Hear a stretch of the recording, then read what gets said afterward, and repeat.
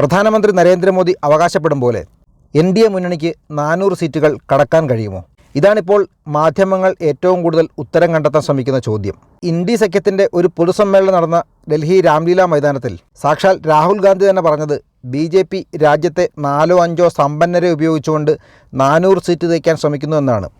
കേവല ഭൂരിപക്ഷം നേടി ഭരിക്കാൻ പോകുന്നതെന്നല്ല. ഇത്രയും ആത്മവിശ്വാസം പോലും ഇല്ലാതെ തകർന്ന ഒരു പ്രതിപക്ഷ നിര ഇതിനു മുൻപ് എൻ്റെ അറിവിലുണ്ടായിട്ടില്ല. ഒരു പടി കൂടി കടന്ന് രാഹുൽ ഗാന്ധി പറഞ്ഞത് BJP 400 സീറ്റ് നേടി ഭരണത്തിൽ വന്നാൽ അവർ ഭരണഘടന തിരുത്തി എഴുതും, പിന്നീട് പ്രതിപക്ഷം ഇന്ത്യ രാജ്യം കത്തിക്കുമെന്നാണ്.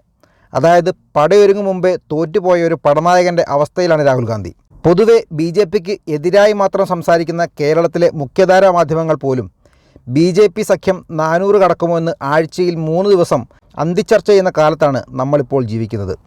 സുരേഷ് ഗോപി ജയിക്കുമോ, തിരുവനന്തപുരത്ത് രാജീവ് ചന്ദ്രശേഖർ ജയിക്കുമോ എന്നല്ല, ആറ്റിങ്ങൽ മുരളീധരൻ ജയിക്കുമോ, പാലക്കാട് അത്ഭുതപ്പെടുത്തുമോ, പത്തനംതിട്ടയിൽ AK ആൻ്റണിയുടെയും സഭയുടെയും ആശീർവാദം അനിൽ ആൻ്റണിക്കുണ്ടോ, ആലപ്പുഴയിൽ ശോഭാ സുരേന്ദ്രനെ ആരിഫും KC വേണുഗോപാലും ഭയക്കണോ എന്നൊക്കെയാണ് മലയാളം മാധ്യമങ്ങൾ ചർച്ച ചെയ്യുന്നത്. അതൊരു ചെറിയ കാര്യമല്ല. അതിൻ്റെ പ്രധാന കാരണമെന്നത് നരേന്ദ്രമോദിയുടെ തുടർച്ചയായ കേരള സന്ദർശനവും സെമി ഫൈനൽ എന്ന് മാധ്യമങ്ങൾ വിളിക്കുന്ന മധ്യപ്രദേശ്, രാജസ്ഥാൻ, ഛത്തീസ്ഗഡ് തുടങ്ങിയ സംസ്ഥാനങ്ങളിൽ ലോക്സഭാ തെരഞ്ഞെടുപ്പിന് മുമ്പ് നടക്കുന്ന നിയമസഭാ തെരഞ്ഞെടുപ്പിലെ BJPയുടെ പ്രകടനവും വെച്ചാണ്. അല്ലാതെ ഒരു ഇലക്ഷൻ വിശകലന വിദഗ്ധരും മലയാളം മാധ്യമപ്രവർത്തകരിൽ ഇല്ലെന്നാണ് ഞാൻ കരുതുന്നത്.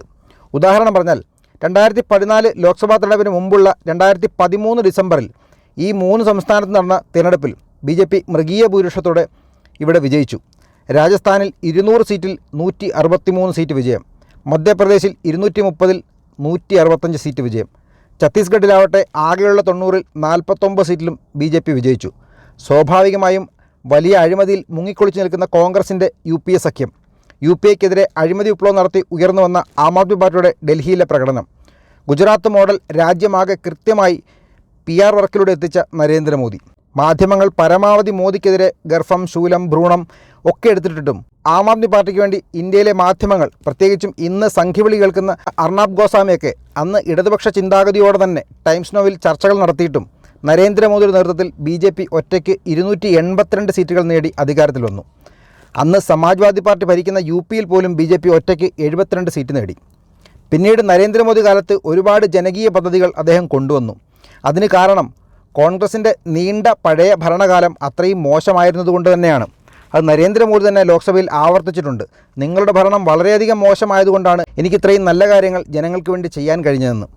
മോദിക്ക് ആശുപത്രികളും ടോയ്ലറ്റും വീടുകളിൽ വൈദ്യുതിയും ഉജ്ജ്വല യോജനയും ഉജാല എന്ന LED വിപ്ലവവും മുദ്ര യോജനയും ഒക്കെ നടപ്പാക്കി ജനങ്ങളെ കയ്യിലെടുക്കാൻ കഴിഞ്ഞത് കോൺഗ്രസ് ഇവയൊന്നും ചെയ്യാതിരുന്നതുകൊണ്ടാണെന്ന് നരേന്ദ്രമോദി തന്നെ ലോക്സഭയിൽ പറഞ്ഞിട്ടുണ്ട്.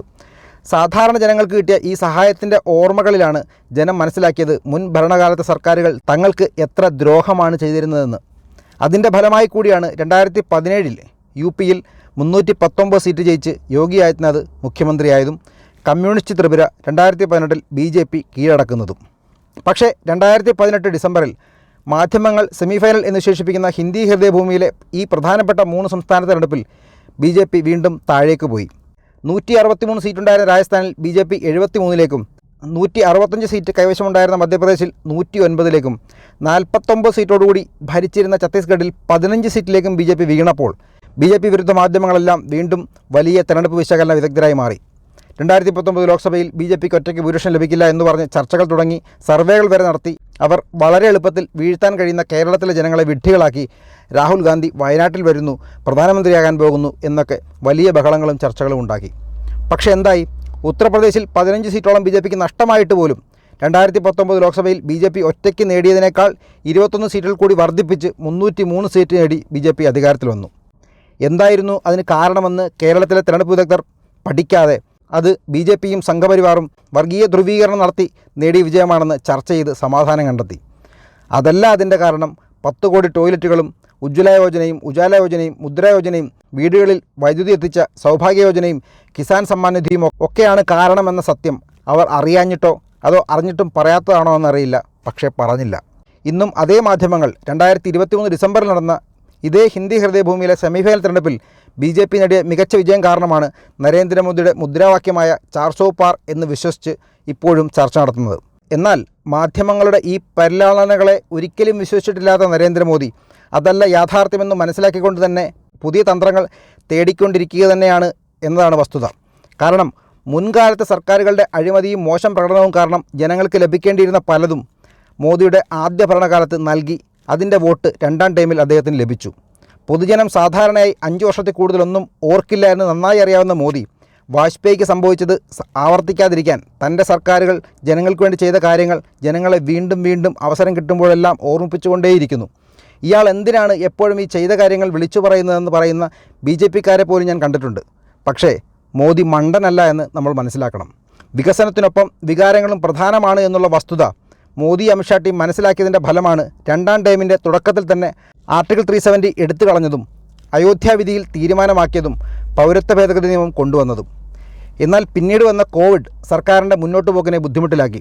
അതിനെ പക്ഷേ സമയുക്തതയോടെയും ശാന്തതയോടെയും നേരിട്ട മോദി വലിയ വാക്സിൻ വിപ്ലവവും ആയുഷ്മാൻ ഭാരത് എന്ന സൗജന്യ ചികിത്സാ പദ്ധതിയും ജനൌഷധി മെഡിക്കൽ സ്റ്റോറും സഞ്ജീവനി എന്ന ടെലിമെഡിസിൻ സംവിധാനവും ആയുഷ്മാൻ മന്ദിർ എന്ന ഹെൽത്ത് വെൽനസ് സെൻ്ററുകളും ഓൺലൈൻ വിദ്യാഭ്യാസവും ലോകത്തിലെ ഏറ്റവും വില കുറഞ്ഞ ഇൻ്റർനെറ്റ് സംവിധാനവും ഈ സമയത്ത് ജനങ്ങൾക്ക് വേണ്ടി ഉപയോഗപ്പെടുത്തി ജനങ്ങളുടെ വിശ്വാസ്യത നേടിയെടുത്തു. ഒപ്പം ആത്മനിർഭർ ഭാരത് എന്ന ഒരു സ്വയം പര്യാപ്ത ഭാരതത്തിനുള്ള സങ്കല്പവും അതിനുവേണ്ട പ്രവർത്തനവും ഈ സമയത്ത് അദ്ദേഹം കൊണ്ടുവന്നു.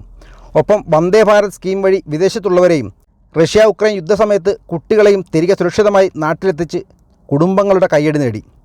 അതേസമയം തന്നെ 2020 ഏപ്രിൽ മുതൽ എല്ലാ മാസവും സൗജന്യമായി 80 കോടി ആളുകൾക്ക് 5 കിലോ അരിയും 1 കിലോ പയറും പരിപ്പും നൽകി അവരുടെ രക്ഷകർത്താവായി മാറി. രണ്ടാം ടൈമിലെ മറ്റൊരു വിപ്ലവം വീടുകളിൽ പൈപ്പുകളിൽ വെള്ളമെത്തിച്ച ജലജീവൻ പദ്ധതിയാണ്.